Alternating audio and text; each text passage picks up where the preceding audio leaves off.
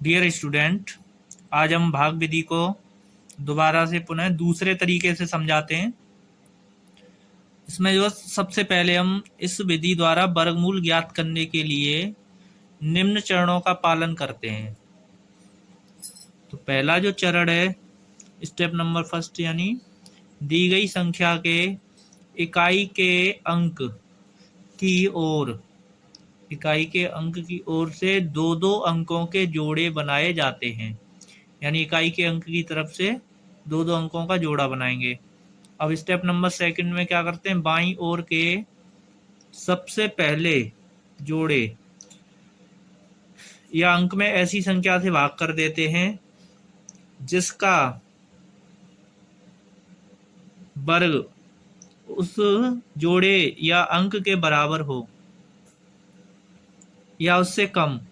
इसी संख्या को भाजक तथा भागफल के स्थान पर लिख देते हैं। अब स्टेप नंबर 3 आता है, शेषफल ज्ञात करके अगले जोड़े को शेषफल के दाईं ओर लिख देते हैं।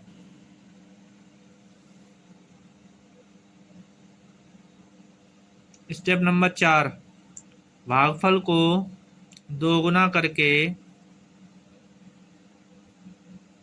प्राप्त संख्या को भाजक के स्थान पर रखते हैं। भाजक में रखी गई संख्या के दाईं ओर एक ऐसा अंक लिखते हैं जिससे बने भाजक को उसी अंक से गुणा करने पर प्राप्त गुणनफल भाज्य के बराबर या उससे कम प्राप्त हो। अब स्टेप नंबर 5 देखो, प्राप्त गुणनफल को भाज्य के नीचे लिखकर शेषफल ज्ञात करते हैं तथा भाजक में रखे हुए अंक को भागफल में लिख देते हैं। स्टेप नंबर 6, यह क्रिया तब तक करते हैं जब तक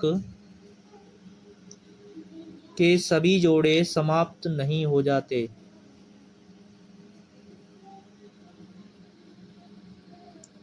प्राप्त भागफल ही अभीष्ट संख्या का वर्गमूल है। अब जैसे हम एक इसका एग्जाम्पल लेते हैं, संख्या है हमारी 4 7 0 8 9। अब इसमें हम सबसे पहले भाग लगा रहे हैं। देखो पीछे से जोड़े बनाए, इकाई का अंक इसमें 9 है तो 9 की तरफ से जोड़े बनाए, 8 और 9 का जोड़ा, 7 और 0 का जोड़ा, उसके बाद एक अंक बचा 4।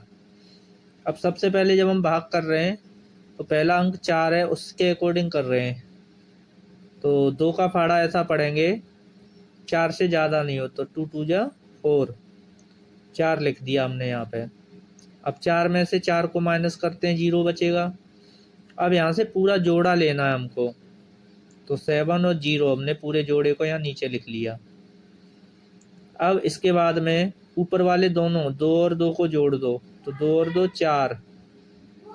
अब उसके बाद में 2 और 2 को जोड़ने के बाद 4 आया।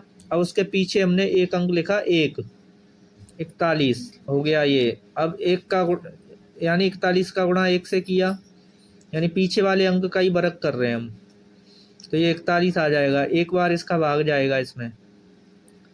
तो अब इसी प्रकार इन्हें भी जोड़ देंगे, 1 और 1 2 हुआ और 4 ये हमारा। इसके बाद पूरा 70 में से 41 घटाया तो ये आता है 2 9, यानी 29 बचा।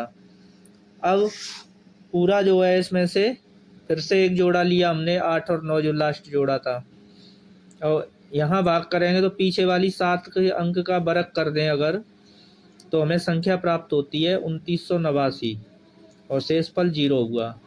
तो ये क्रिया यहीं पे समाप्त होती है। यानी कहने का मतलब ये है, ये वर्गमूल की भाग विधि से दूसरा मेथड है। पहले हमने गुणनखंड विधि से सीखा, अब भाग विधि से करना सीखे। तो कुल मिला के जो है, ये शेषफल जब तक 0 नहीं आएगा, जब तक हम क्रिया निरंतर करते रहेंगे। Thank you.